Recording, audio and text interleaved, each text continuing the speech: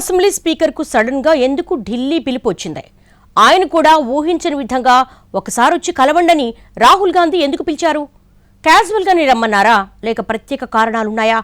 ఎంత పార్టీ పెద్ద అయితే మాత్రం స్పీకర్ పదవిలో ఉన్న నేతను అలా క్యాజువల్గా పిలుస్తారా? ఆ పిలుపు వెనకున్న అసలు సంగతి ఏంటి? కాంగ్రెస్ వర్గాల్లో జరుగుతున్న చర్చ ఏంటి?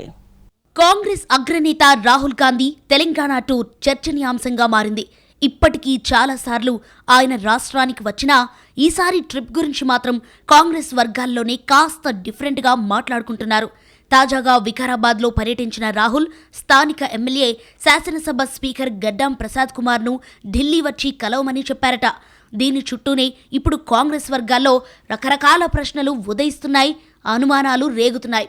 ఢిల్లీ రమ్మని రాహుల్ గాంధీ ప్రత్యేకంగా పిలవడమంటే అదేం ఆషామాషీ వ్యవహారం కాదని, బ్యాక్గ్రౌండ్ స్టోరీ ఏదో గట్టిగానే ఉండి ఉంటుందని మాట్లాడుకుంటున్నారు తెలంగాణ కాంగ్రెస్ లీడర్స్.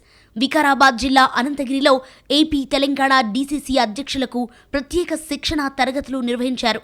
ఈ ముగింపు సమావేశానికి హాజరయ్యారు రాహుల్. శిక్షణా తరగతులు నిర్వహించిన నియోజకవర్గం స్పీకర్ గడ్డం ప్రసాద్ కుమార్ది కావడంతో రాహుల్ గాంధీకి స్వాగతం పలకటంతో పాటు వీడ్కోలు చెప్పేందుకు హెలీప్యాడ్ దగ్గరికి వెళ్లారాయన. ఆ సందర్భంగా ప్రసాద్ కుమార్తో మాట్లాడిన రాహుల్ ఢిల్లీకి వచ్చి కలవండని చెప్పినట్టు తెలిసింది. ఇక్కడే అనుమానాలు పెరుగుతున్నాయి.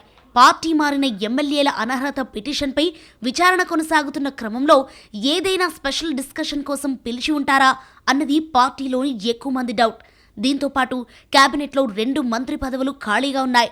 వాటి కోసం ఉమ్మడి రంగారెడ్డి జిల్లా నుంచి కూడా ఆశావాహులున్నారు. స్పీకర్ గడ్డం ప్రసాద్ కుమార్ ఇబ్రహీంపట్నం ఎమ్మెల్యే మల్రెడ్డి రంగారెడ్డి రేసులో ఉన్నారు.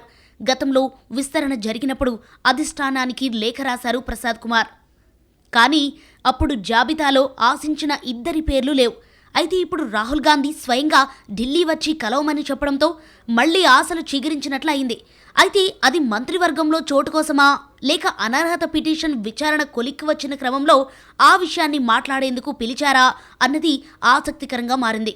మంత్రి పదవి విషయంలో ఇన్నాళ్లు సీఎం రేవంత్ రెడ్డి మీదనే ఆశలు పెట్టుకున్నారు ప్రసాద్ కుమార్.